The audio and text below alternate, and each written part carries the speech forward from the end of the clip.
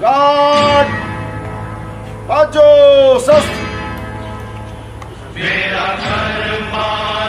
गाड़ी पता निकले ऑफिसर्स ऑफिसर कुछ मैं मेरा सब कुछ तू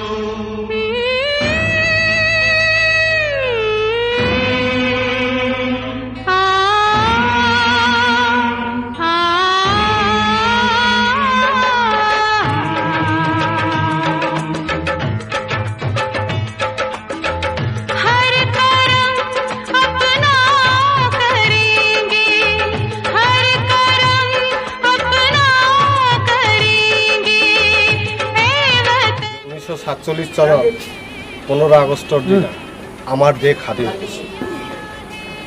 এই স্বাধীনতাৰ পিছপিনে আমাৰ বহুতো ত্যাগ বলিদান আৰু বহুতো আত্মীয় স্বজনৰ চকুৰ পানী লুকাই আছে।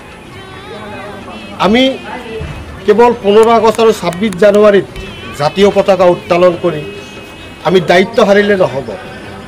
আমাৰ যি যুৱ প্ৰজন্ম আছে আৰু ভৱিষ্যত প্ৰজন্ম আহি আছে, সৰু সৰু ল'ৰা ছোৱালী আমাৰ এই জাতীয় পতাকাৰ মূল্যবোধ, আমাৰ এই জাতীয় পতাকাখন 3 বৰ্ণৰ কিয় হ'ল, কি কাৰণে হ'ল আৰু ইয়াৰ সন্মান দেশৰ বাবে কিমান প্ৰয়োজন, আমি প্ৰতিটো ঘৰত আমাৰ এই জাতীয় পতাকা বিষয়ে, এই ত্যাগৰ বিষয়ে আমি আমাৰ ভৱিষ্যত প্ৰজন্মক অৱগত কৰাব লাগে। আৰু এই জাতীয় পতাকাৰ সন্মানৰ বাবে যাতে এই জাতীয় পতাকাৰ কোনোদিনে কোনো মানুহ বিৰুদ্ধাচৰণ কৰিব নোৱাৰে, তাৰ বাবে আমি শকত হ'ব লাগিব। লগতে আমি সিহঁতক জাতীয় পতাকাৰ বিষয়ে অধ্যয়ন কৰাব লাগে। তেতিয়াহ'লেহে আমি এজন সচেতন আৰু সুস্থ নাগৰিক হিচাপে আমি ভৱিষ্যত প্ৰজন্মৰ আগত নিজক চিনাকি কৰাবলৈ সক্ষম।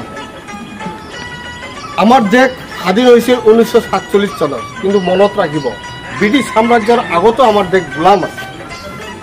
সেই হাজাৰ বছৰীয়া ইতিহাসত ভাৰতবৰ্ষত বিভিন্ন মানুহ বিভিন্ন সময়ৰ পৰা বিভিন্ন ধৰণৰ ঘাত প্ৰতিঘাত এইবোৰ পাই আৰু নিজৰ প্ৰাণ আহুতি দি শেষত ব্ৰিটিছ সাম্ৰাজ্যৰ পতন কৰি আমাৰ এই 3 বৰ্ণৰ জাতীয় পতাকা আকাশৰ বুকুত উত্তোলন কৰে।